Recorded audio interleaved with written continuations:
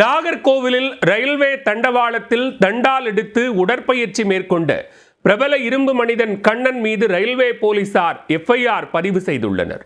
ஆபத்தை உணராமல் விபரீதத்தில் ஈடுபட்ட சம்பவத்தில் நடந்தது என்ன? உடற்பயிற்சி செய்வதற்கு வேறு இடமே கிடைக்கவில்லை என்பது போல் தண்டவாளத்தில் தண்டால் எடுத்து தற்போது வழக்கில் சிக்கியிருக்கின்றனர் இந்த பயில்வான்கள்.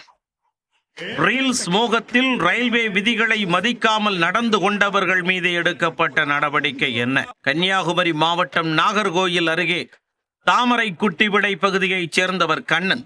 அதிக எடை கொண்ட பொருட்களை அசால்ட்டாக தூக்கியும் கனரக வாகனங்களை பொம்மையை போல கயிறு கட்டி இழுத்தும் அசாதாரணமான செயல்களை செய்து பிரபலமான இவர் பொதுமக்களின் கவனத்தை ஈர்ப்பதற்காக வித்தியாசமான சம்பவங்களை அவ்வப்போது செய்து வருகிறார். இவரது வீடியோக்களை பார்க்கும் இளைஞர்கள் பலரும் ஆர்வத்தில் அதை அதிகமாக பகிர்ந்து வருகின்றனர்.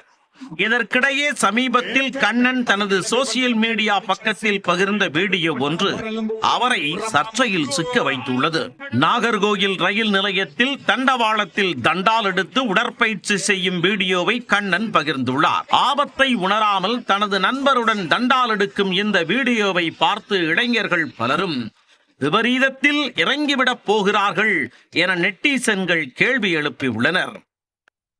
பொதுவாக ரயில் நிலையத்தில் எதிர்புறம் உள்ள நடைமேடைக்கு செல்ல தண்டவாளத்தின் குறுக்கே நடந்தால் ரயில்வே போலீசார் அபராதம் விதிக்கும் நிலையில் அதே இடத்தில் தவறான முன்னுதாரணமாக இவரது செயல் இருந்த நிலையில் ரயில்வே போலீசார் இது குறித்து விசாரணையை தொடங்கியுள்ளனர்.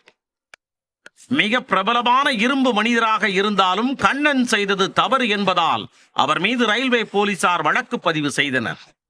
இந்த சம்பவம் இதுபோன்ற வீடியோ பதிவிடும் நபர்களுக்கு எச்சரிக்கையாக அமைந்துள்ளது.